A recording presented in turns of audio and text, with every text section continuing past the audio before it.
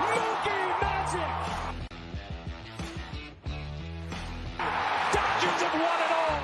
High fly ball into right field. She is gone! He struck him out! 2 balls and a strike to count on Taylor. Reyes fires, swinging a drive, deep left field. This is one back. Welcome on, Chris Taylor. What's going on, everyone? Happy Sunday. My name is Scott Geirman, senior staff writer, Dodger Blue. This is DodgerHeads. It's a happy Sunday. Blake, I'm here with you, managing editor, Dodger Blue. It's a long weekend for you. How you doing, buddy? Tired, very tired. Ready for a break here soon. I was at all 3 games against the Pirates, and there's a lot going on this weekend with alumni stuff and everything. So it's been a lot, but glad the week's over and the Dodgers are going out of town now. So I get a little more rest here.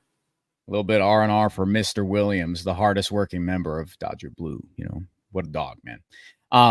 Awesome show tonight. Really good Sunday. You know, Dodgers sweep the Pirates. It's good to have you guys all here. Welcome in. We're going to let you guys trickle in. Thanks for joining us on a late edition. I wanted to give Blake some time. What's up, everybody? Wanted to give Blake some time to get back from the stadium, get some work done quickly, get him a little bite, get him a little breather, and get right into it. But alumni weekend, just a terrific thing. It gave me some nostalgia bombs the entire weekend. Catching clips, seeing all the friendly faces, guys who, and I'm sure, you know, Dodger fans, young and old, baseball fans, historic franchise. Good to get guys back in the building. Just a lot to love about everything the Dodgers did during alumni weekend at Dodger Stadium. Blake, give us some highlights, some things that you loved, and I want you to wrap it up at the very end. We'll get into Matt Kemp, you know, the man of the day. But from the first 2 days, all the old timers, you know, guys who really, you know, made some of these Dodger fans, lifelong Dodger fans, far before we were born. What were some of the best things about all of that? It was cool seeing all the players from different generations coming together on the field before Saturday's game. Then they unveiled Walter O'Malley's plaque in the Ring of Honor. For me, that's been pretty cool because I've been there for all the new recent unveilings with Fernando's and Gil Hodges. So that's 3 for me now. I think I might have even been there for Vin's. They did. So it's been pretty cool to see all those being unveiled because there's a pretty long stretch there where they weren't adding anyone to the Ring of Honor. Yeah. And the last few years, they've added quite a bit. And then Dusty Baker on the first day when they added him to their Legends of Dodger Baseball, getting to hear some of his stories. He said he grew up, or when he came into the league, it was Hank Aaron and Orlando Cepeda were 2 of the guys he most looked up to, and kind of getting to hear a lot of those stories from him was great. And then obviously, of course, finishing off with Matt Kemp Day, that one was really special.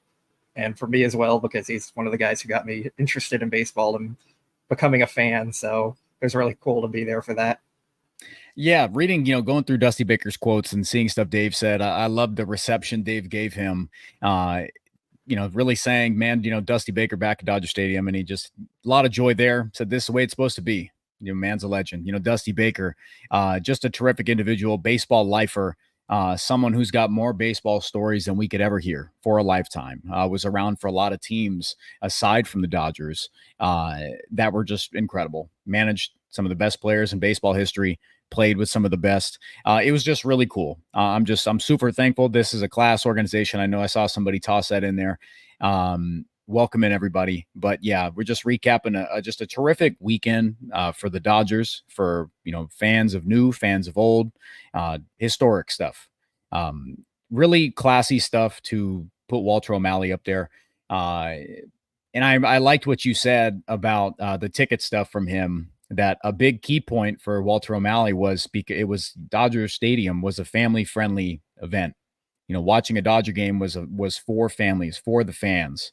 And I know for you, that struck a chord because we have a lot of conversations about ticket prices and getting people to games and what keeps people fans, makes them fans. And I know a lot of people in chat have a lot more memories than we do. And I'm sure they echo that same stuff, that there was a time when going to a Dodger game wasn't so pricey. And it created lifelong fans and those memories just by getting in the building. But for today, my favorite day, just for recency bias. Thanks, guys. David, what's up? Everybody, Ederico, appreciate you guys. Kenny, thanks for being here. What was your favorite part about today honoring the big 27, Matt Kemp? So it started with Kemp coming into the interview room and talking for like 20 minutes. We have that up on our YouTube channel, so that was pretty cool. And then seeing all the ceremony and stuff was obviously great. But for me personally, after he did all that, he came into the press box for a bit and he sat in the seat right behind me, just started watching the games. He was like, this is such a great view, kind of bragging about it a little. He's like, I've never been in here before. And then I started chatting with him a little bit, got to pick his brain a little bit on like baseball today, talk to him about why he thinks offense is down across the league. He said it's basically because he says a lot of hitters are trying to like swing up now instead of working on getting backspin on the baseball. So, like, we can debate that a little bit with him there, but he said Teoscar Hernandez is his favorite swing. He's one of his favorite hitters to watch. He reminds him a little bit of himself, just as like one of the bigger outfielders with a powerful swing that just kind of lets it go wherever. He mentioned how hitters have to adjust to like spin rates and all that. And I asked him, like, when you were in the league, how much did teams go over spin rates and how much did you know about it and stuff? And he said, like, at the start of my career, wasn't really a talking point ever at all.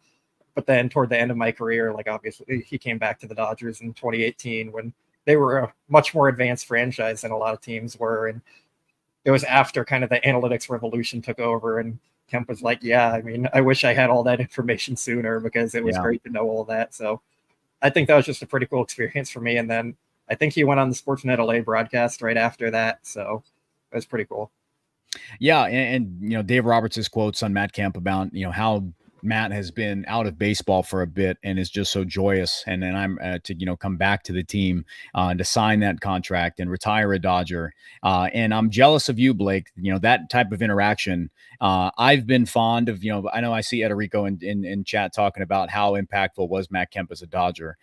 You're looking at the generation of fans that when it was the difficult times, when I remember the month span where the news came out that the Dodgers weren't able to pay the players. I believe that was right before the sale, and that stuff. And players like Matt Kemp, Andre Ethier, James Loney, you know, those core guys, you know, the Bison, I see you guys there, really gave me a true 5-tool guy. Like, I remember the emotion. He played with emotion. He played with passion, willing to lay it all on the line. And the full circle moment, and I'm glad you brought up 2018 because I spoke about it the other day with you that 2018 season was something magical. It was his third All-Star appearance, third All-Star selection. Without Matt Kemp, the Dodgers don't sniff the playoffs. They don't sniff a World Series appearance.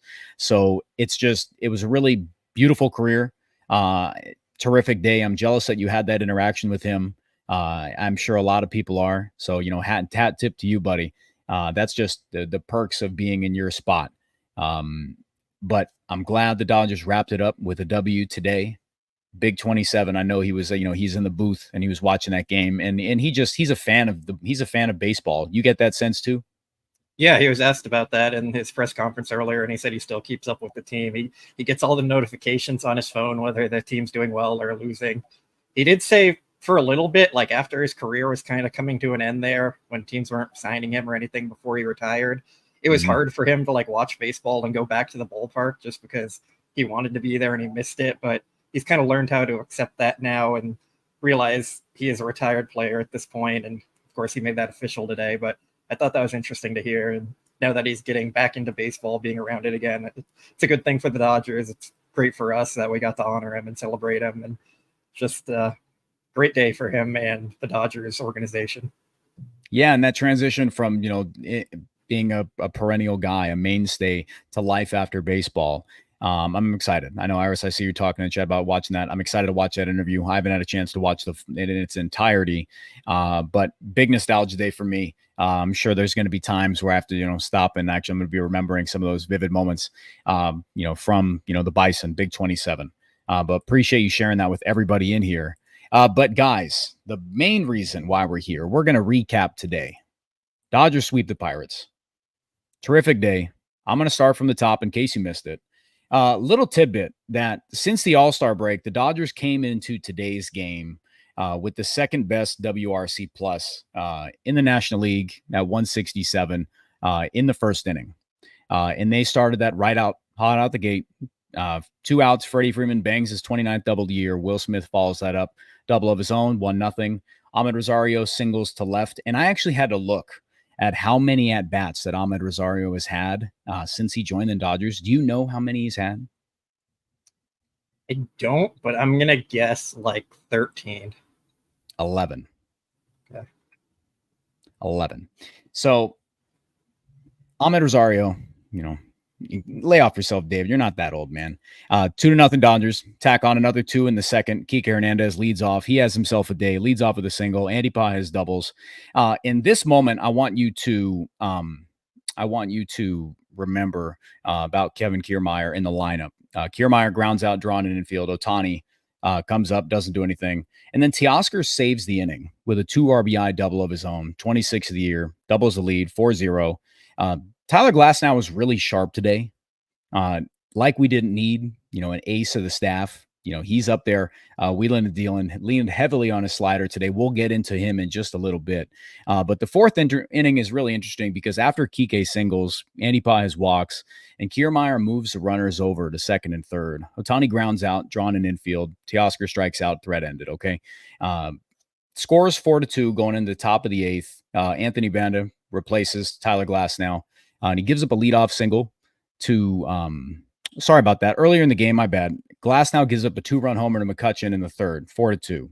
In the eighth, Glasnow is out of the game. Banda allows a 2-run bomb, his second of the game, to Andrew McCutchen.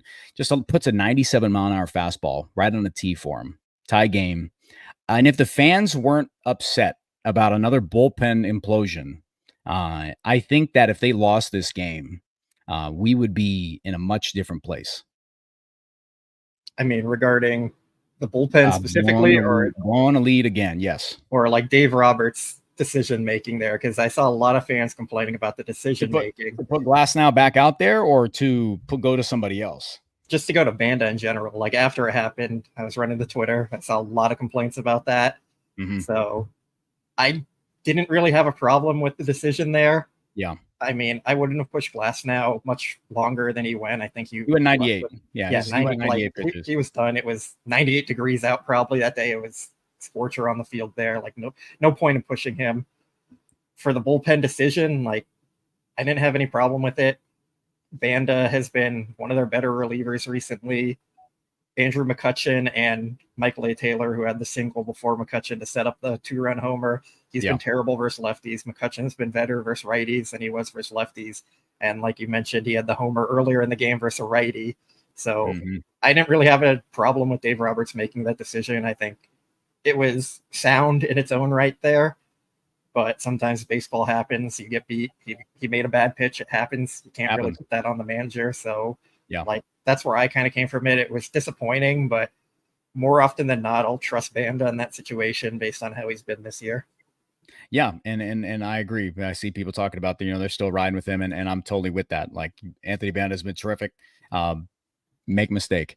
So tie ball game. Dodgers and Pirates don't scratch one across. We go to extras. Your guy, Evan Phillips, allows a jam shot, and I'll say it. I looked at that. I saw that hit, and it was a bleeder. Left field. Pirates take the lead. At that point, were you worried, or were you a little bit more confident with the Pirates pushing Bednar out for a second inning? Were you confident going into the bottom half of the 10th? I never have any expectations either way with the team. I think that's the best way to go for me when I'm trying to cover the game and everything. Yeah. Like I'm focused on writing the story and running the Twitter and all that. So like, I think I didn't even notice Bednar was coming in for the second inning to begin with, because I went to say hi to a friend real quick. Yeah. So like, I didn't even realize till the end and they mentioned it. So yeah, for sure. So I see people saying that same thing. Bednar he's been awful. He's been bad. Yes. And once I saw him going back out there, I have to remember that I have seen him do this before. He's been pushed in points of his career. And I feel like it's been against the Dodgers in games that I've seen him blow it or get pushed too far. And then you wonder how in the world does a pitcher, a reliever come back from this? So bottom half of the 10th, Kiké steps in. And at that point, since Teoscar's double, earlier in the game, the Dodgers were 0 for their last 9 with runners in scoring position, even with multiple opportunities. And that's something everybody, chat pinpoint that. We're going to get into it. Some of the struggles, Ohtani, some hotbed topics there. Kiké ties the game on a rocket double to the left field corner. That's his 3rd hit of the game. A few batters later, Teoscar steps in, big spot, lasers 98-mile-an-hour fastball into right field, walk-off, ball game. Sweep secured. LA wins the regular season series over the Pirates 4-2.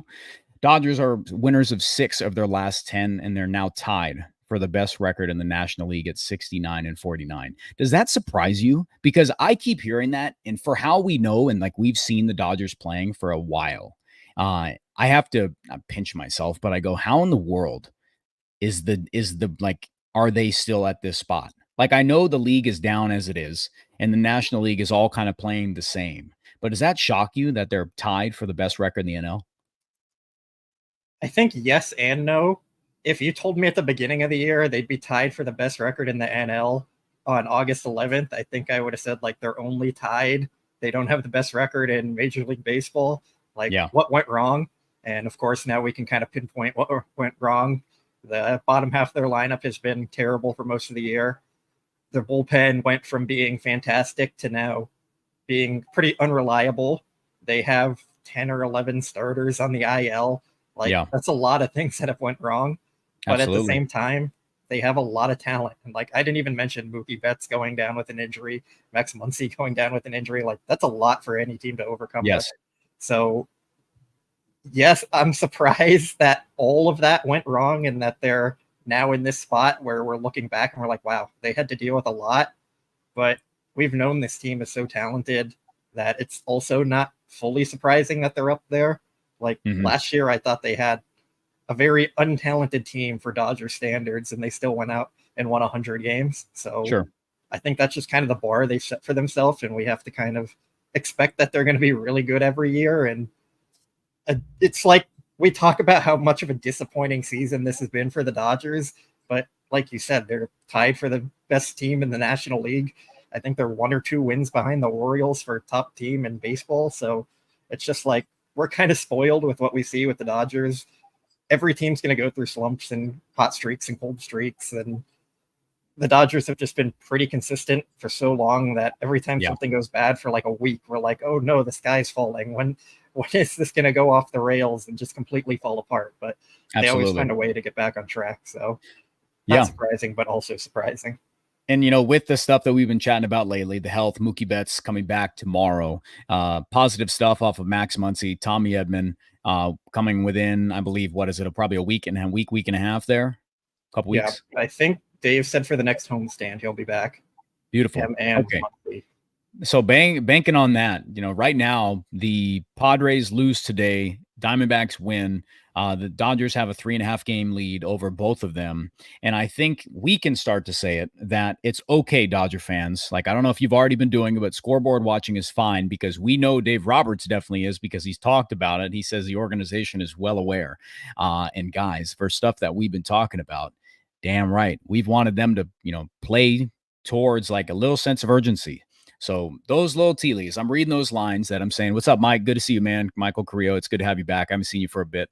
What's up again, chat? Shout out to the 800 in here across YouTube, Facebook, and Twitter. Remember, hit the like, subscribe, ring the notification bell. Appreciate you guys always joining Blake and I on a late Sunday night, recapping everything, alumni weekend. Dodgers sweep the Pirates. My broom is around here somewhere.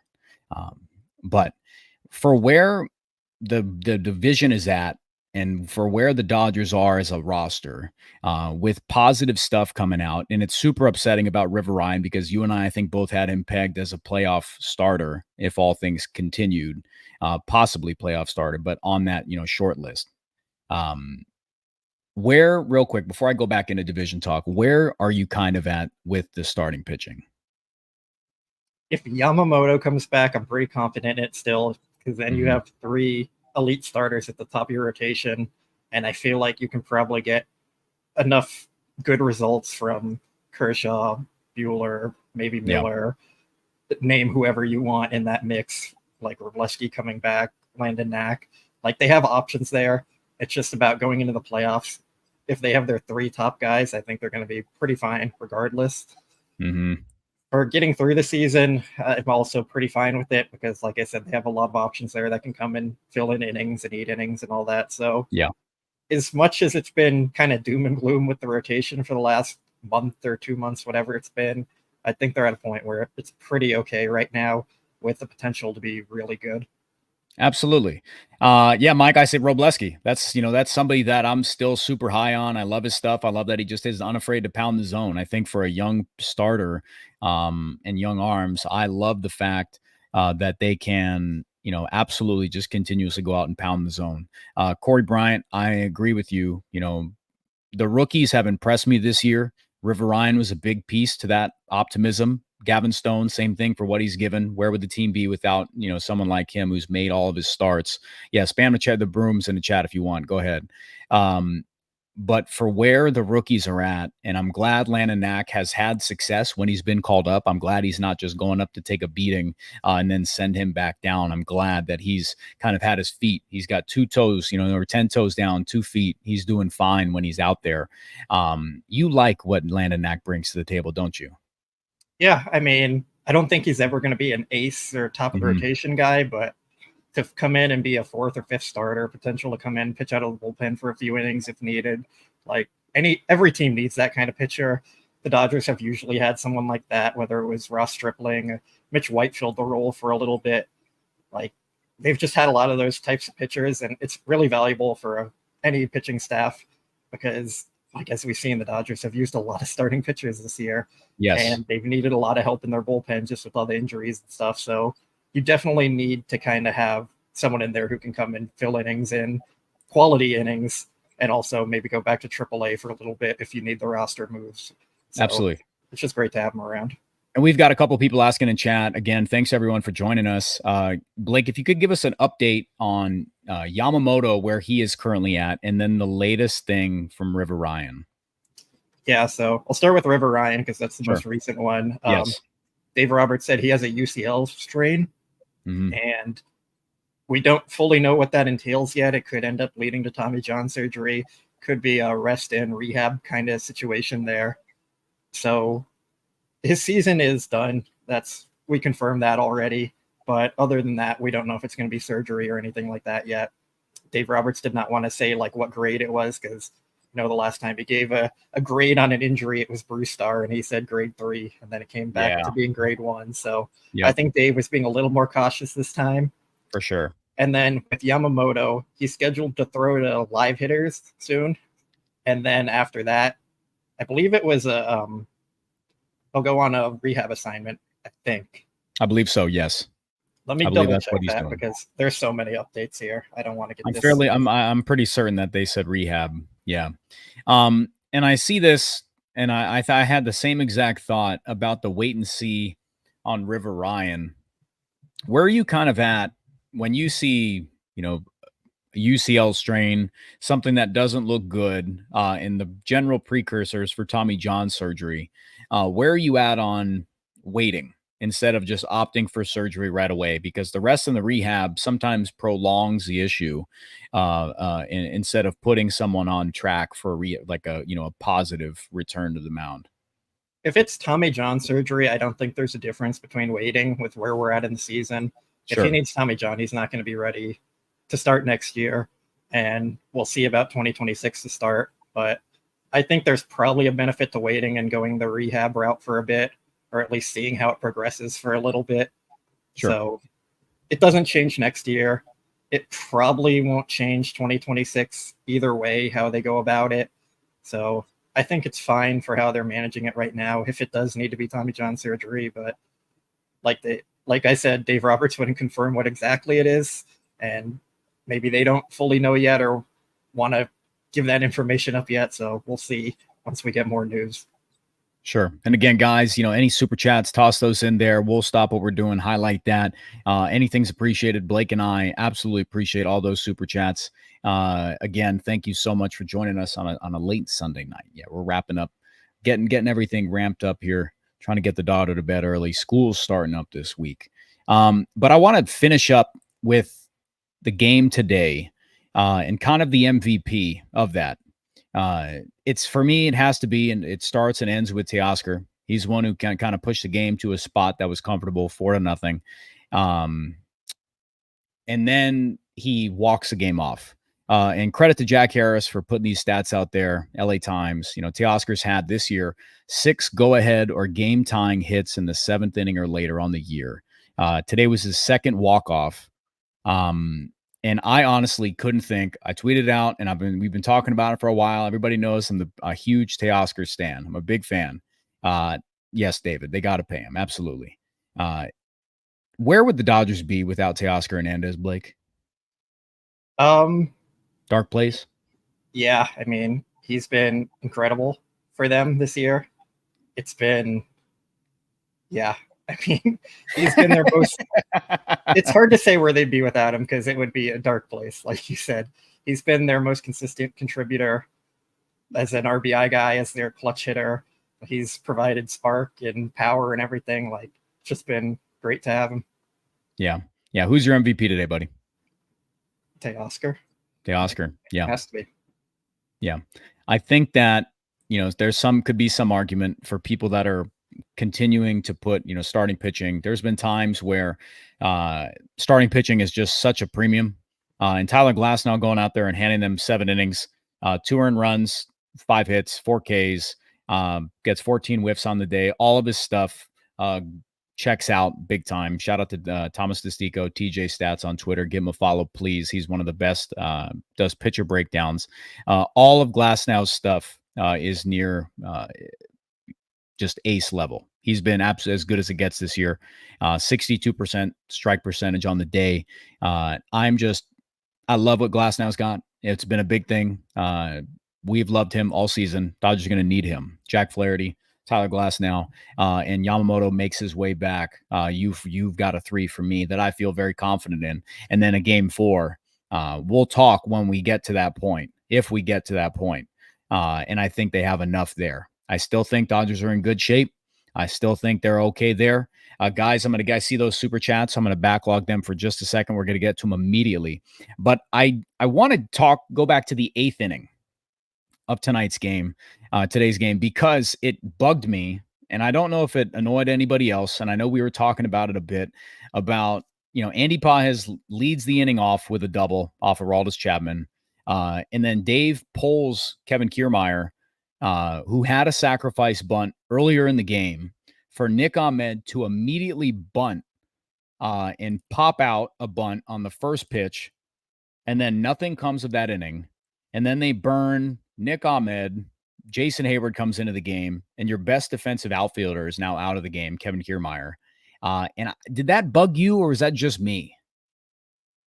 I didn't have a huge issue with that. I thought it was weird that they burned Jason Hayward to put in the game instead of just moving Kiké out there and having Ahmed play the infield. Mm-hmm. But at that point in the game, I get that they're going to make some changes, and not everything's going to be an ideal world when you're going late in games and extra innings trying to get a win. Yeah, I guess. Yeah, I didn't want. I see a lot of people saying the same thing, like echoing that. It was just a very peculiar, felt like over managing a little bit. I guess if you don't want, it was baffling a little bit. But if for Nick Ahmed getting a better view on Aroldis Chapman, who can throw 105, if you say, yeah, we want to give a righty a little bit longer, to see the ball, however long you get to see 105 coming at you. I'm not sure, but if that was the route, it was just a lot for Nick Ahmed to pop the first pitch out on Joey Barr to make a terrific play, and nothing came about it. But that's all I've got for that. I made a huge star in there, and I know there's a lot of people that tune in that had that same thought. It felt like that would have been a key point for me in the ball game. If the Dodgers don't win this, it still is. I hope that's not something Dave does going forward. If someone does, if Kevin Kiermaier's been bunting a lot since he's been with the team, just stick with it, man. Just stick with it. Don't take your premium defensive player off the field just to do it, because they slid Andy Pages to center field. And I was like, there's no way. If there's a spot in this game where he makes a mistake, that's all I'm going to think about is a double switch that made me lose my mind. But we're going to get back to these super chats here. Appreciate you a lot. Maya Maria, it's past my bedtime, but can't miss the live day later the sweep. What was it? Live date or the sweep? what that says? I don't know what that says. I like it. Thank you for the super chat. Yeah, big time sweep. Dodgers, this was a big win. Blowing the game would have bugged me a ton, and I really wouldn't have. I would have laid in bed and looked at the ceiling until my eyes bled. 300. Thanks for being here again, man. Teoscar has been the most consistent player all year. He's my MVP over Ohtani for the year, and I think that's an okay take. I don't think it's crazy, and I can see and I can agree with you on a number of fronts because for everything that Ohtani has done as absolutely dominant and eye-popping and statistic dominant he is, Teoscar has had moments that give you hope that there is an actual postseason performer on the roster that you can say he's done this all year long, right? Yeah, I mean, hopefully it continues to carry into the postseason. I have some trust that it will, but we've seen guys be great all year and then kind of fall short in the postseason, and guys be bad all year and then come up clutch in the postseason. So there's just so much randomness to it. Like, yeah, I hope Teoscar can kind of break through that and just keep being great all year, but we'll see. But yeah, again, at the end of the day, I think it's Ohtani. Like the Ohtani's the MVP. I don't know if they could replace the production of what Teoscar's done anywhere at all. I think there's a case to be made for just as a unit. Them 1-2 has been big time. 300. Thank you so much. Appreciate that a lot. We've got a lot of these. Keep pouring these in. If Yoshinobu manages to get back by the end of the month and gets 5 starts in September, do we use him in October? I think this is a very, very easy answer. Thanks, The Sandwich. Yeah, I'm not even sure he'll need 5 starts in September, like for him to actually come back in October. I think if he can get back at all, they're going to have him start, and like they kind of need to. Mm-hmm. Yeah, they really do. They really do. 3-headed monster there. It's just been a consistent narrative of avoiding this, the position the Dodgers were in last year, because you have to give both sides a shot. You have to give your pitching a shot to stay in the game, and your pitching has to give your offense a shot to tack runs on. You have to give them an opportunity to actually play baseball instead of just having a tidal wave one way or the other. And that's all we saw in 2023. You've got to let offense be able to play, and you've got to keep your team in a position where your pitchers don't have to be perfect. So Yamamoto needs to be the guy, and I'm glad they're I don't even think they're babying this. I think he's just having a natural progression back to the mound. And the good news is it just seems like his timeline is spot on. So I think they're doing a terrific job. They're going to need him. They're going to definitely need him. The real quick before I move on, does his kind of his rest schedule, does that do anything for a playoff rotation? Yes, they've said he's going to stay on his normal rotation of pitching once a week if he does start in the playoffs. So I think it kind of pushes him into the number 3 spot where you don't have to bring him back later in a series or anything. Like that's the earliest he could pitch without having to come back later. So it probably puts Glasnow and Flaherty in your 1 and 2 spot, and then whoever in your number 4 spot. Who's that number 4, Blake? Kershaw. Yeah, probably. Okay. Seems like him or Buehler have the inside edge on it right now with River Ryan out. We're going to see some different takes of that in chat, I'm for sure. I bet there's people that are just scarred by what Clayton Kershaw has and what he might not have anymore, them not believing in Buehler. And I'm sure we're going to see people saying Robleski landed knack. I like Robleski. I think, but he could be a multi-inning guy. But we're going to definitely see some different answers there. It's something to monitor for sure. It definitely is. We've got this one here. Christopher, appreciate you. Thanks for the $5 super chat, man. You're in here all the time, and I definitely take note of that. So Blake and I definitely appreciate you. Nick Ahmed might still have consequences because extra innings forced to use more bullpen. Huge series next against the Brewers, 1.5 lead for second seed. We talk about it all the time. The seeding in the playoffs and the bye week for those top spots. On a 1 to 10, how important is that for you to have that? Is it just getting in? Doesn't matter. I'm more lean that way. I think there's positives and negatives for having the bye and not having the bye. So give everybody your big ones, just so from your spot, because you'll look at things, you won't put any emotion into it. I just really want to know where you're at. What do you think there's any letdown period with that bye week? I think there can be. It depends on the team. I think it's hard to get back into playing like intense baseball after being off for a week. I definitely think that's true. And you can't simulate game experiences in scrimmages or anything. They've tried, but they haven't been able to. So we've also seen teams win after that bye week. So it's not like impossible. It might make it harder. But on the other side, you also get the benefit of resetting your rotation for the NLDS. You get fresh pitchers. You can schedule everything how you want it to line up. And I do think that is a benefit. And I do think there's also just some randomness to like teams winning coming out of the wild card as opposed to the bye. I think we need a bigger sample size to really determine how it affects teams. But I think there are positives and negatives to both. Yeah, I think, you've just got to rely on we talked about this last year. I remember having a show where we were saying, where's the fire? They've got to manufacture this. They've been playing like a deflating balloon for the better half of a month. And now they had such a massive lead. It didn't matter. And where was that fire going to come from? So I think it's a good question. I saw somebody say for this team, it is, for this team, it's a problem. That was Matty, man. Thank you, man.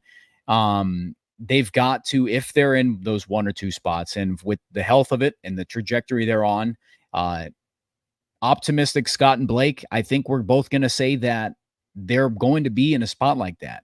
They're going to be in a position where they're going to have to manufacture some fire, something somewhere to keep themselves ready to go. I hope that it doesn't come down to the last game of the year for stuff like that to happen. But with where the team's headed in the current lead, I can't go on and say, yeah, they're going to lose it and then they're going to have to battle their way in. I can only go based off of where they're at now.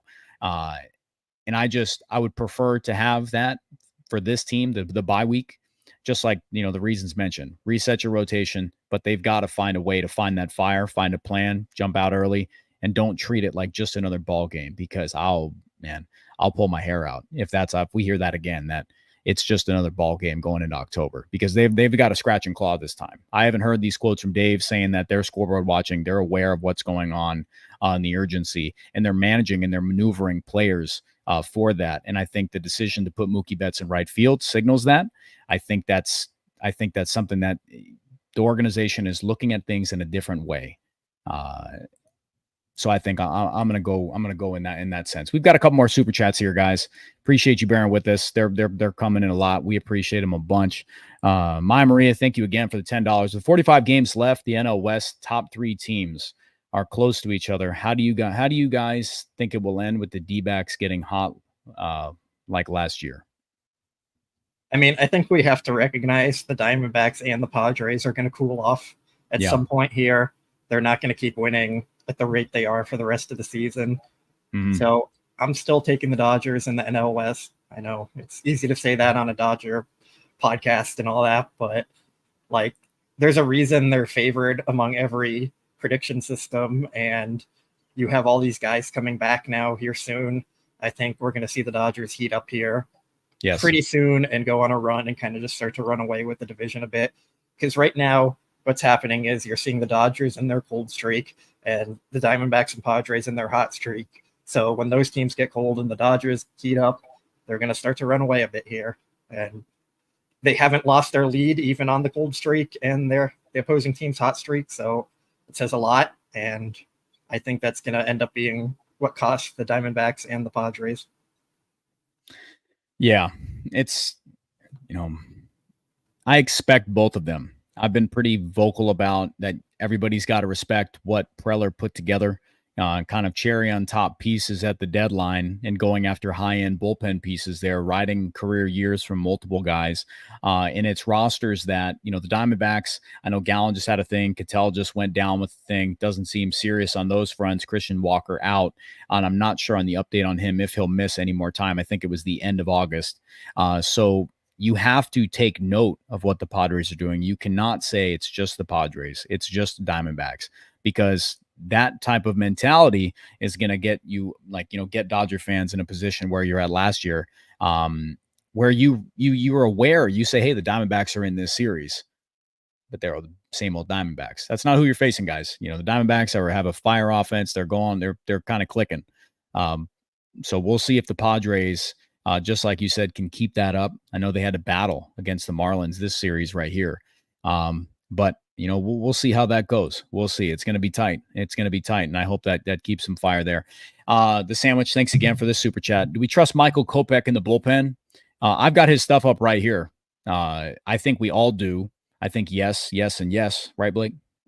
Yeah. I mean, at this point, I think we kind of have to. He's earned the trust so far. Dave Roberts said he trusts him a ton. So, yeah, he keeps going out there and shoving every time he's on the mound. So, got to keep riding the hot hand. He's had 5 appearances with the Dodgers since he joined the team. Shutty. 1 hit allowed, 8 strikeouts, and walks were a concern for him coming over. I think everybody recognized the stuff, if you looked into it enough, that he had some of the most electric stuff in Major League Baseball. 8 punch, no walks. So is that a guy? Do you think that they're going to use him in the biggest roles, fireman stuff? Or I know I asked you last time, and you asked me to wait to see how it goes for this little run he's on. And I remember I checked you and said, Blake, but he's been terrific even before joining the Dodgers. Now that you've seen this, and I think dating back to July 8th, he hasn't allowed a run in 11 innings, 16 strikeouts, 1 walk. Is this a closer guy, or is he the fireman? I think we could see him in both situations. I think Dave Roberts is going to keep kind of mixing and matching the bullpen there and trying to get matchups that are beneficial to the Dodgers. I still feel like they're going to lead Hudson and Phillips in the closer role just because that's what they've been doing so far. Yeah. And if they end up making a change, it'll probably come closer to the postseason or in the postseason specifically. So I think Kopech is definitely high up there, and he might see some save chances down the line, but I don't think they're going to lock him into either role. Sure. Yeah, and that versatility is something that, Sandwich, thanks for the question again. I believe in Kopech. I trust him fully. I think they've kind of got him. We've seen Daniel Hudson back end. Alex Vesia has kind of taken a step back. They're going to have to find out what's going on with him. And with Bruzdar out, it's going to be they're gonna be shuffling some guys. Evan Phillips has had his moments there. They're gonna have to figure out. I know you've told me. You've said he's back. You like what you've seen from Evan Phillips. It's just a matter of having as many bullets, as many pieces. And I think the interchangeable closer kind of by committee is the place that I'd like to lean. If they do end up going with Kopech as the guy, I'm not surprised. But I think they like the position that they're at. Just having trustworthy arms. It doesn't matter if you have one dedicated guy. It's a matter of, are you ready to go when your bell's called? And I think that's a position the Dodgers like. I think it's good for Dave Roberts that he even said himself that it's a comfortable thing that at the end of it, you can lean on where all roadmap leads to and was Kenley for a long time. But I think right now it's just about having as many dependable guys as possible. Matty, man, no question. Carry on. It's great to have you, dude. Appreciate you always keeping chat lively. Blake and I chuckle at your stuff all the time, keeping it real. Just letting it fly. Why not? Thanks. Yang Yi. I'm just going to toss this one in here because it's an interesting name. If people don't know about Edgardo Henriquez, will he pitch this season? I think you have to give him a look. I think you just do. It's way too high powered of an arm to not. Extremely fast riser in the organization in the minor league system. Are you kind of on that same thought? Yeah, for sure. I would be very surprised if he doesn't get a look this year, unless during his time in AAA, he kind of struggles a bit there. So they have to give him a look. You have to see what options you have for your bullpen come October, because like we've talked about, it's been an overworked group. Yeah. They have a lot of question marks there. So this is a potential impact reliever you have in your minor leagues. You definitely have to go see what he can do for you. Yeah, 22-year-old kid. He's pitched at 4 different levels of the minor leagues this year. A, high A, double A, triple A. Very limited work in triple A so far. But it's definitely an interesting guy to have a look at on someone that I truly believe that, roadmap leaves up for it. There's going to be time. There's going to be a spot for him. You got to see what he's got. You have to. These relievers are popping up all the time. So you've got to try to roll him into the mix, get him some run. Just why not? He could be the K-Rod, right? Angels K-Rod. What was that, 2002? What year were you born? 96. 96. Yeah, you were. I mean, I was at least. I was playing ball. I was playing travel ball. I had friends who were big Angel fans, and I was just on the outside looking in. Yeah, Oh, I think I was watching Bob the Builder and stuff like that during those years. So you got it. Yeah. So these arms come out of nowhere, catch some fire. Nobody's seen them. Impossible to face. And with Trinan, we don't know. There is maneuverability there, but at the baseline, we've got some bedrock. And that's what makes me confident about the bullpen. So I think for now, stock up on the bullpen. You gonna hop on that with me? Yes, I will. I think we need to see them like get a run here going, but I think it's trending up. Perfect. That's it. Clip it. Good vibrations. Thanks for the $2 super chat. This could be a long conversation. Do you believe this team is too soft? Thank you, guys. Thank you. We talked about it on Thursday about are they soft and about how annoyed I was that the team didn't come to Gavin Lux's defense. My main argument is that, yes, they're a wounded team. And it's one thing to be a wounded team and to have a couple, down stretches. But it's another thing to look like it and act like it. And at these moments, there's been times where they're definitely looking like it. They get down, doesn't look, blow a lead. It's been multiple happening.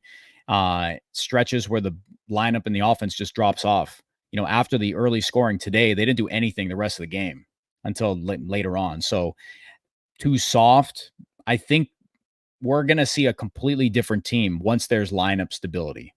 And I think that a lot of these guys were just trying to either find themselves or prove themselves in the bottom of the order and kind of find out their own identity. And they all have to do that before they can find out a team identity. So when there is some stability in there, good vibrations, I think that we're going to find out, are they soft? Are these passive superstars and Ohtani, Freddie, and Mookie, are these the guys? And is the main fire from the team going to come from a 1-year signing in Teoscar Hernandez? Is that going to be it? So I think there's a lot of questions to ask, but ask me in a couple weeks and where they're playing. I think we'll get a clear answer there. It's a good question. Rod, thanks for always being here, man. Again, thanks for the $10 super chat, guys. We appreciate these a bunch. We'll report to the suits and let them know today was an awesome one. Dodgers have put Kershaw in some difficult spots in the postseason. Pitching him when he was hurt on short rest, leaving him in too long, using him as a closer. Yes. Yeah. It's been, pick your poison on that. I agree with that in a lot of ways, but I would also counter with that's kind of what every team does with their star pitchers in the postseason. Like we've seen Madison Bumgarner fill in a lot of those same situations, and he was able to succeed with them. We've seen like Steven Strasburg pretty much carried the Nationals to a World Series there with how great he was and being used on short rest. And I think they had him come out of the pen, if I'm not mistaken. So like there's been a lot of teams that have relied on their star pitchers and they've mostly come through. So I do think some of those are valid excuses for why Kershaw hasn't performed in the postseason, especially last year. I don't think there's any reason he should have been pitching last year, except for they didn't have anyone else, and that was a failure of the front office. But like Kershaw also has to kind of step up in his own right there. We've seen him do it a few times, and then other times he hasn't been able to. And I think a lot of people just kind of remember the times he failed more than the times he succeeded, because those are the ones that hurt more. They stick with you. And I think it's a very mixed bag and complicated Kershaw postseason history. Yes. I still go back to the 2019, the reliever spot there where it just felt like, what in the world are we doing here? Going to face, was it Anthony Rendon and Juan Soto? Yeah. So that when you hear people joke about like the legacy outings and the legacy starts and those type of things, that's what it was, because it felt like there's just no reason to do that. There's no reason to put in Clayton Kershaw in these spots. Early on, Don Mattingly had his way and was just, I'm going to leave you out there to die. Why not? Whatever. You're the ace. And those were the moments where it's pulling a pitcher way too late and riding, the ace hand, just what it was. But that's all looking back and saying woulda, coulda, shoulda. But the moments of him being put in a difficult spot, I don't know how much influence it has on him going down to the bullpen and saying, yeah, I'm available. You want your guys to be all ready to go no matter what. And if your name is called and that's how it is, you've got to step up. You've got to perform. So you should be able to step up and perform. But there have been times Clayton Kershaw go down as the best regular season pitcher I've ever seen. And I won't see another one better. But his difficult spots in the postseason are something that can be absolutely examined and looked back on. Was it too late, too early? Should he have been there and all? It's a good question. It's a good question we could do a full show on. A lot of that's kind of a double-edged sword too. Like we say, oh, he left him in too long, but then he takes him out like slightly early, and you're like, oh, Dave Roberts took him out too early. Fire him, get him out of here. He can't manage. And then like coming out of the bullpen, it's like we talk about how maybe he shouldn't have said he's available to come pitch out of the bullpen, and we're going to criticize them for saying he's available. But then on the other hand, like we're criticizing Max Scherzer for saying like he doesn't feel he's available to pitch in a game. So like all this stuff, I think there's some nuance involved in it. And absolutely, it kind of makes everything a little more confusing on how you actually talk about his postseason resume. And I think there's definitely positives and negatives to take away from it. And it just really leaves a mixed bag. Yeah, absolutely. Absolutely. This is a topic that stinks because there's a lot of data behind it this year and a lot of the eye test and we get tons of questions about it. I saw people talking about it before we even hopped in here.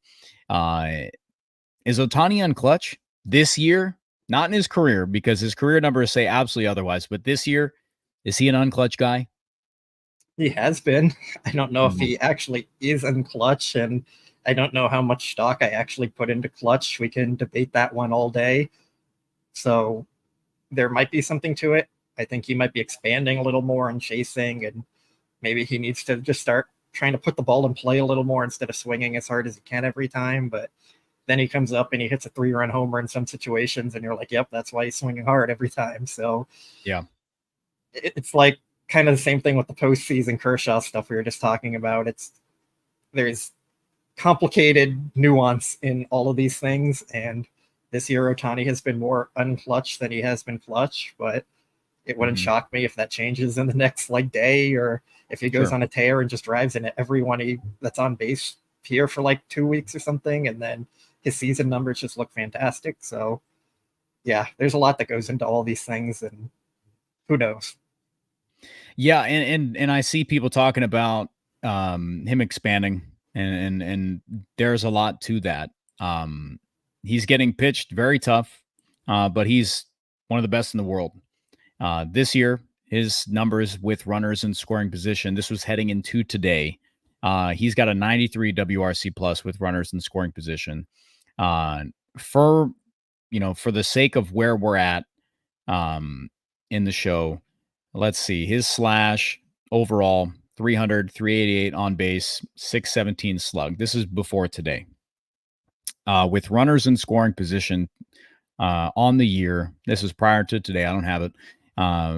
He has a 717 OPS. So he's definitely a different guy. He's definitely a different hitter up there.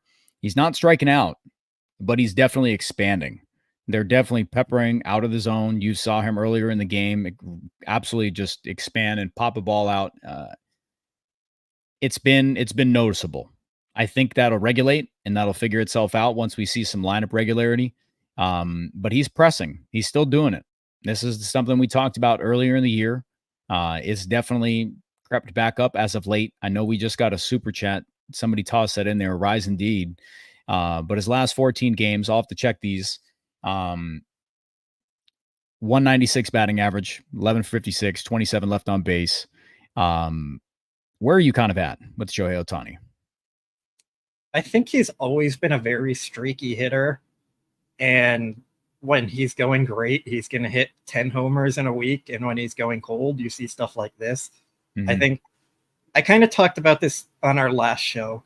I think with Shohei, it's every hitter in baseball is going to be streaky. But with Shohei, we expect so much from him.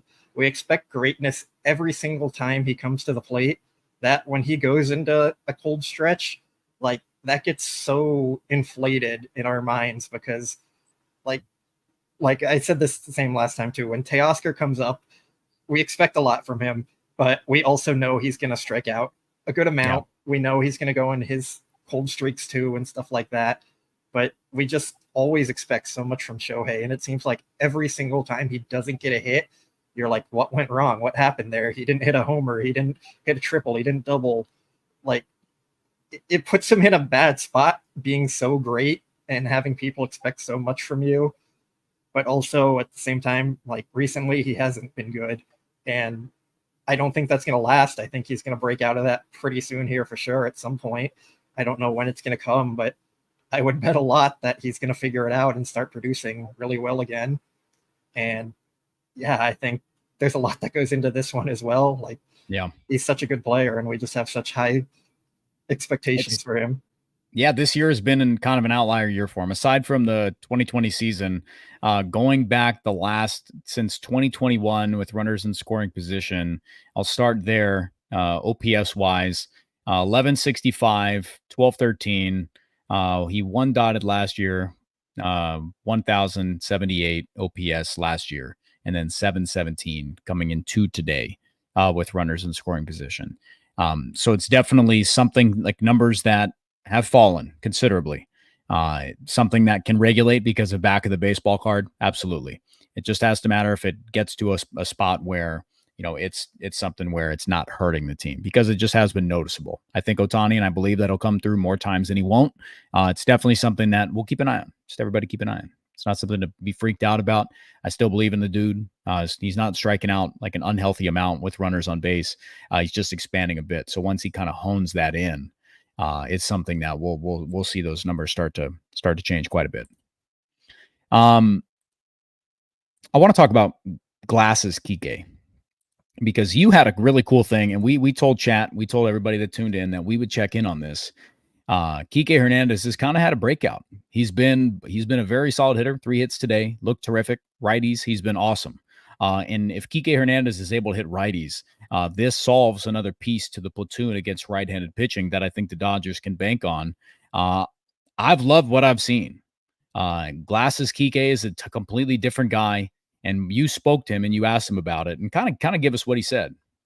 Yeah, so obviously he's been great since the second half of the season, and I asked him, like, have the glasses played any role in that? And he said, yeah, I definitely think so. He had an astigmatism in his right eye that was affecting him. Dave Roberts also said that Kiké was having trouble picking up spin on the baseball. So that's crazy. They were trying to figure out what was going on, and they finally said, I don't know why they didn't say it later, but they said, go see an eye doctor. Kiké did. Ended up he needed the prescription glasses. And then he got them in the Detroit series. He started wearing them. He said he wasn't fully comfortable with them yet. But then over the All-Star break, he started getting used to them, taking more bats with them, practicing with them on. He got used to them, and he's broken out since that point. Like a 110 weighted runs created plus since the All-Star break. Going into that, it was around 60. So he's essentially doubled his production, and he's looked like a completely different player. And yeah, the glasses have made it that simple for sure. Yes, it can. Yeah, and I remember vision, you can see. Personal experience. Like, I remember when my eyes started to change when I was a kid, and I remember I desperately needed contacts. Like, I remember seeing just a blob, like, and it was tough. It was when, breaking balls started to become a thing, like big time for me, real started to see some nasty stuff. And I remember there was just an absolute skill gap, and I was like, there's just no way. Like, this is not the same. Gets contacts, everything changed. So yes, David, it can be that simple. And I had this pulled up, and I'm going to try to scramble to pull it back one more time here. Against righties, Kiké Hernández, I got to pull it up because he's been, I think it was a 111 wins, runs created plus since the All-Star break. Yes. And that is, I think, like 8th on the team. So, among guys who are going to contribute heavily, I think that's 5th best. And Gavin Lux, man, is at a 230 WRC plus against righties since the All-Star break. That's crazy. But Kiké provides just another bat. Like, he's someone everybody said, even when he was in the dumps, the Dodgers believe in him. That's what they do. They trust him. He's here for a reason. But yes, this is a different guy. He looks confident at the dish. He's someone who can be definitely a big part of it. He's going to soften the blow on Max Muncy when he comes back. Mookie Betts going to right field solves a ton, an absolute ton. And it's just going to open up for them to find out what these platoons are really about. And Kiké, he looks fine. He looks great. So very excited what we're seeing from him. I'm glad he's, getting back to himself. It's tough for you to see, Blake. I know it. No, I am happy he's doing that. Like, great for bro. him. I mean, the results obviously weren't there the last 3 years, and he figured out the issues, and it seems like he's a completely different player. I fully believe in him now to this point. Like, yeah, I'll go out and say that. It's criticism. It's criticism that's like when you look at the data and you look at it, like the view of that people have had, it's all there. He's one of the worst hitters in ball. And if it's just that simple, something that was hindering a hitter that much, absolutely. Like that can absolutely impact a player. Just like, Chris Davis and medication there, changes can drastically impact a player. Things like that can have an unbelievable, hold unbelievable weight with player performance. So for Kiké to, make that switch, get that astigmatism figured out, and different guy. Glasses Kiké is here to stay. And I hope that he continues this and continues to prove that they can have a plus platoon against both righties and lefties, regardless that if they're a left-handed hitter, right-handed hitter, and take a little bit of the blow off of Jason Hayward, because he has not done a thing. Not a thing. So they've got to find something there. And once everybody's healthy, we're going to find out what the platoon guys have and what goes on. I think we just ease right into questions. Yeah. I think we're good, man. We just been dialed. So all right, guys. Is the new joke whenever a hitter's struggling just going to be send him to the chiropractor, send him to the eye doctor, just swing harder because that's what it was for Lux? Like, seems like a lot of simple solutions to a lot of problems they've had all year. Is it that easy? Probably. Why don't they check the main things? It's just like, nah, nothing. You don't need to go in these cages. You got to get your eyes checked, go to a chiropractor, go back home, talk to your uncle, see if he can get you right, swing a little bit harder, let the strikeouts play. That might make some people mad.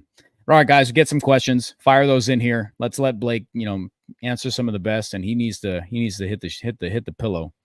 He's go to bed, man. I do. I am exhausted.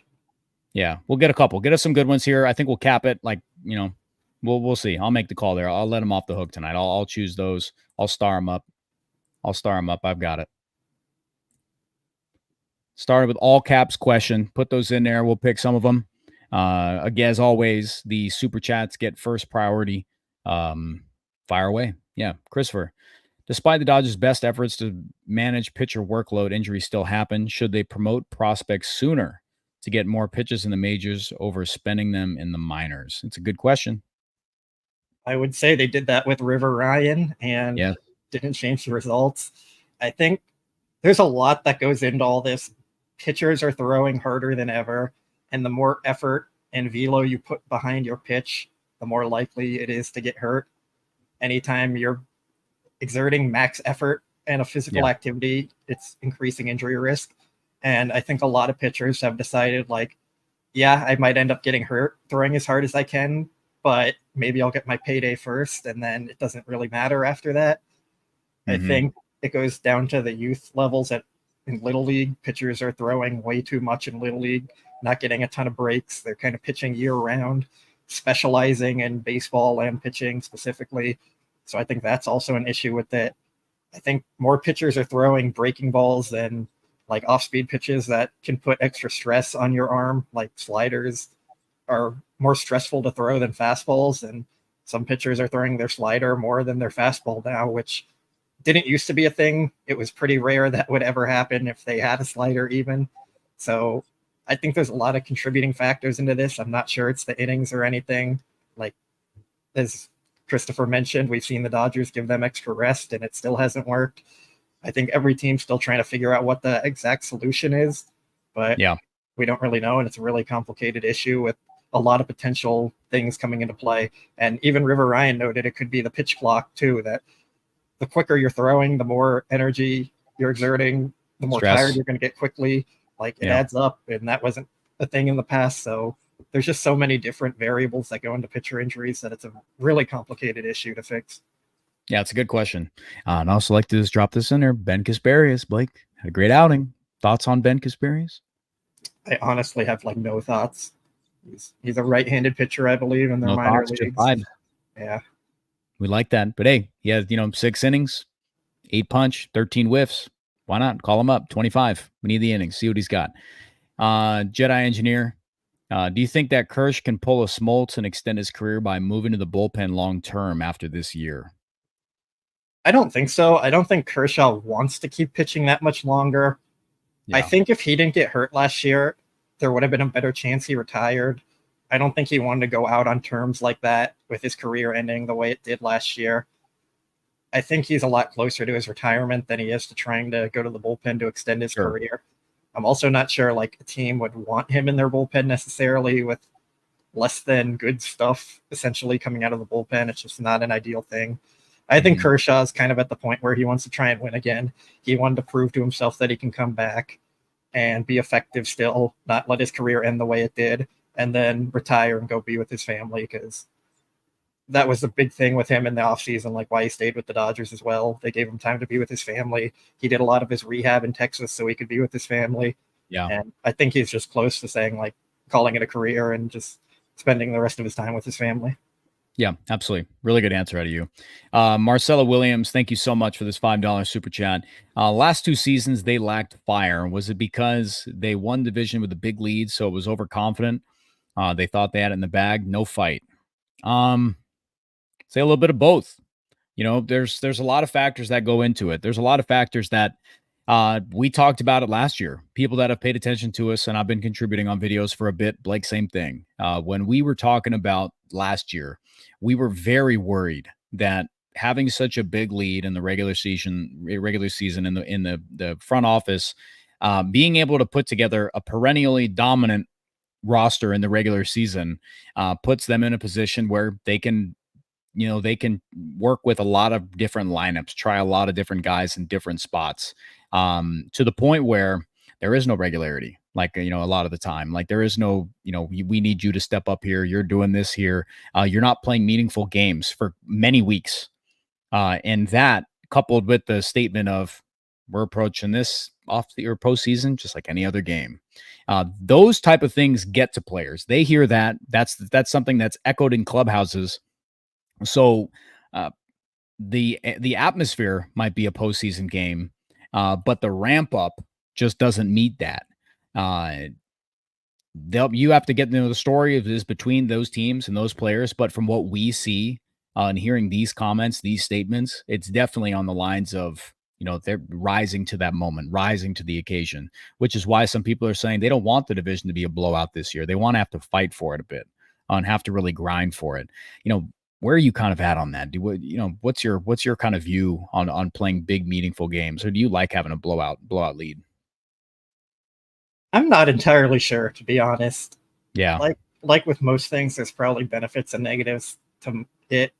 I think maybe they can get a little relaxed, and like that might end up hurting them. But the benefit is you don't have to try your hardest and put extra stress on your body and your mind near the season's end. So it might be good to see them have a little bit more fire near the end of the season and kind of have to fight for it. But like we've seen other teams kind of cruise their way through the regular season and still do well in the playoffs. So I just really don't know. I think the main thing is it's always just going to come down to your star players performing in the playoffs.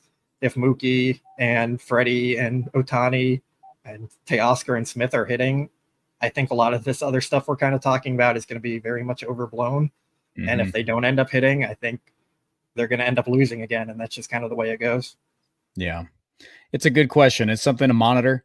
And I think that from what I've heard, what we've heard, Dave Roberts talking about, and kind of the sense of urgency in not allowing, Mookie Betts to go back to the infield, not having that happen. Mookie Betts getting real with it. And a lot of these players like settling into these roles. Mookie making the decision and being cool with going back to right field and then saying, Dave asking him, where's the most comfortable position for you to be? Right field. And Mookie, if he wants to play the infield as much as he does, going back to right field helps this team so much. It solves so many issues. having to worry about platoons in the outfield is a really difficult thing. We've talked about it so much. And I was like, yeah, but as long as they can find that, I think they have enough infield options. And this is going to get them ramped up. You're going to get to see some regular lineups. You're going to get these guys playing with, camaraderie. You're going to thin out some of the people who don't need to be with the team anymore, haven't performed to the level of doing it. You're going to get platoon guys settling into those roles, pinch hit spots, same thing.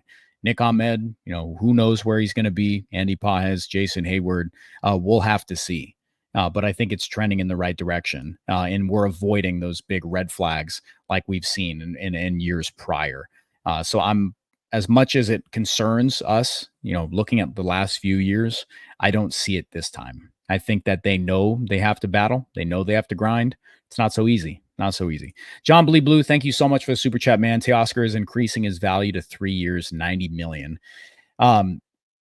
Giving Teoscar Hernandez $30 a year, they're going to defer some of that for sure. Would you be comfortable giving him $30 million a year? Not my money. They kind of need to do whatever they need to. Same thing. I was going to say same thing. Not my money. Like that's what it really comes down to. I mean, what's his value? Like, if we're going to say $25 million is fair value for him, are any of us going to be upset that they gave him $30 million instead of $25 million, especially when it's likely going to be deferred? Like, I don't think so. I think Teoscar is going to settle for less than that because he wants to skip free agency and wants to be a Dodger. Yes. Like, I don't think what he's doing between the next, now and the end of the season is going to change his value to the Dodgers or in his mind or anything. Like, I think it's a situation where both sides want to get the deal done, and they're going to end up getting one done at some point, probably before the season. If not, then maybe the off season. But I think it'll get done at some point, and I'd still probably guess around like $25 million. I like that. I'm cool with that. 25 to 30 in that range. John, I think Teoscar is a contract that won't be too crazy, no matter what we see. And if he signs with the Dodgers, I know they'll give him a fair deal because he's a premium bat. It's a 1-year contract that they were willing to pay a decent, chunk for. And he was out there, and it's very rare to see these guys sign for 1 year. And again, they've got the option of the qualifying offer. So there are backup plans, but Teoscar being vocal, about wanting to stay in LA, being a Dodger, fans wanting him around, instant fan favorite, I think it says a lot. So they'll get something done. I truly believe so. And if they don't, that's a big, big loss. But I think they'll settle on something pretty good here. Let's see here. This is a good question for where they're currently at. Scooter Booter, what's up, man? Even though they call up Knack to replace River Ryan, does he still stay and possibly maintain a role in the pen or starting? For me, I do like Robleski being that guy.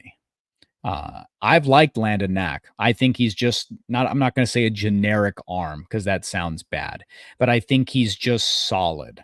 He's not going to be spectacular. I think he's just kind of along the lines of what Gavin Stone brings to the table. You know what I mean? Just right along that mold. He's not spectacular. He's just going to get the job done. He's going to compete. He's going to make mistakes, but he's going to go out there and give you what he's got.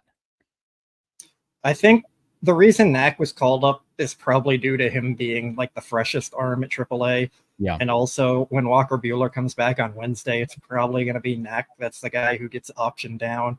So yes. I think it was more about like just roster maneuvering than them specifically saying like Knack is our guy that we're going to stick with kind of stuff. So that's what they do with a lot of moves. There's a lot to keep track with all of them and everything they do, but I would be surprised if Knack isn't the guy optioned in the next few days here on Wednesday. Do you see Robleski having any staying power if he gets called back up? I think there's a possibility, but it depends if Brewstar comes back, if Yamamoto comes back. A lot of their stuff is kind of in a what if, throw it up in the air situation. Like sure. Ryan Brazier's coming back here pretty soon as well. Blake Treinen's going to need to come back. So you're getting kind of a full roster there, and they're going to have some tough decisions to make. But I do think if they want a lefty or especially someone with some extra length that can come out of the bullpen, I think Robleski would be at the top of the list there. Yeah, absolutely. We're going to go with GI, and then we're going to get one more. And we then have two more super chats, I believe. I'm going to wrap up with those, though. I'm going to let those send off. Okay. I'm gonna let those send us off. Here we go. Roy, do you platoon Kiké and Muncy at third base? Kiké's raking. Yes, he is. How do you view that? Are you just gonna tab Muncy in there every single day, or do you think the Dodgers will find some built-in days off for him, let him come off the bench? I think we're going to see Kiké move back into his utility role of mixing around the field a lot and playing in different positions. Maybe Muncy ends up platooning, but I think that's kind of the last case scenario with him there. I know he's been worse versus lefties this year, so it does make some sense on the surface, but like Kiké's been hitting everyone since he got his glasses, so do we really want to see him platoon? I think there's a question about why isn't Rosario playing more, and it's because they got him to be a platoon player. Don't love the answer, but that's what Dave said. They said they don't see him playing in an everyday role. So let's roll into this. I mean, Godfrey Reyes, thank you so much for the $20 thing. Another great show, guys. Yeah. Blake and I don't have to strong arm Blake to hop on here and chat ball. We do this all the time. So getting him come on here and just talk to you guys is an awesome experience for the both of us. So we love it. So yeah, absolutely. Thank you. You asked Jeff and Matt their opinion and you'd like ours. Why isn't Rosario playing more since they traded for him? We heard Dave's answer, and they just don't view Ahmed Rosario as a starter, even though for what he would provide to the offense in terms of batting average and splits versus both sides in a much more solid and heftier sample against right-handed pitching, you'd think that they'd be able to find some spots for him. But Kiké's getting those reps right now. Like other guys are getting those reps. And with Mookie moving back to right field, the possibilities for Rosario to be out there became even slimmer. So there's even the questions I've saw people talk about when they're doing postseason roster predictions, stuff like that. Is Ahmed Rosario, with how the Dodgers rely on some of these other veteran guys, to even make the rotation there, to even make the bench spots? But it's a great question. Why isn't he playing more? We talked about his limited at bats. They're going to have to just force him into the lineup somehow, because when he's been in there, he's been producing. Like, he's been solid. You see, how do you navigate this, Blake? I have no idea. It seems like their plan is really to stick with a platoon of him and Lux at second base. So Rosario will be in there against lefties and Lux will be in there against righties, which has some backing to it. It does play up to both their strengths. Both of them are worse versus the opposite hand. But I do think Rosario has been good enough versus righties that he kind of deserves a bigger role. I think what it's coming down to with them is, like Dave said, they acquired him to be a platoon guy. So that's the role they're going to stick with him. And once the roster gets fully healthy, it's going to be harder to get him at bats against righties. So they don't want to kind of mess with that role, get him on an everyday playing schedule, and then take that away from him or anything. So I don't love it, but I think that's just kind of how they're thinking about it. Yeah, I agree with you, man. I agree with you. Answer this one quick. Do the Dodgers ever give up on Jason Hayward before the end of the regular season? Yes or no? I'm going to say no, but I feel like they probably should. Okay. That was the only rapid fire I had. Vesia, is he healthy? Yes or no? He has a knee injury, but it doesn't seem to be serious because he's been pitching, but might be one of those things where they're kind of setting up like, hey, he has a knee injury. He's going to take a 15-day breather on the IL. Oh, no. Take your time. Yeah. Take your time. Yeah. Let our guys work there. Work in there. Let's let Justin Robleski find his way into staying power, because that's what I want. John Blee Blue, thank you so much. Heaven's royalties, sit tight, man. We're going to send off with that one. Thanks for the $2 super chat again. You're always here supporting us. Who gets optioned or DFA'd when Mookie Betts is activated? So me and Matt were talking about this today. Like, the obvious answer seems like Ahmed Rosario getting DFA'd. Or not Ahmed Rosario. Nick Ahmed. Excuse me. Nick Ahmed getting DFA'd. But then the more we kind of thought about it, we kind of said it might be Pajes, just because he has options, and with Mookie playing right field, it might push Hayward and Kiermaier into your center field role, and then you're kind of taking away options from Pajes there in the outfield, and then Tommy Edman's going to be their everyday center fielder, it seems like. So thank goodness. I think it's going to be Pajes, and they're going to keep Ahmed for the depth in the meantime. Nick on. Yeah, like Paz is like, yeah, that's a funny gaff. You got people going there. Andy Paz is a very interesting one. Like he definitely could use a blow in AAA and figure it out, because for whatever the splits, and he was solid today. He had a pair of doubles, I believe, right? He definitely has not performed. I know he looked good today, and there's definitely some room for him to be a plus guy against lefties. But again, like some other players are separating themselves. Like it's just happening. And you've got two bats in Max Muncy, Tommy Edman, who can both play every single day. It's just going to get a little bit tighter on that sense. One more from John. Blake, what'd you eat? I had the breakfast press box meal, which was eggs, potato, pancakes, sausage.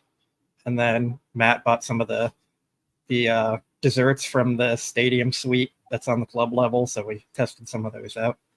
Right on. Favorite one? The brownie, the blonde brownie with toffee in it. Dub. And I'm excited, by the way, guys, to get my we had a group of friends that went to the game, and they had an extra ticket, and I paid for it. I couldn't go, but I'm excited to get that bobblehead. There you go. I'm excited. I love it. Yep. Matt Kemp loved it, so I'll love it too. I don't care.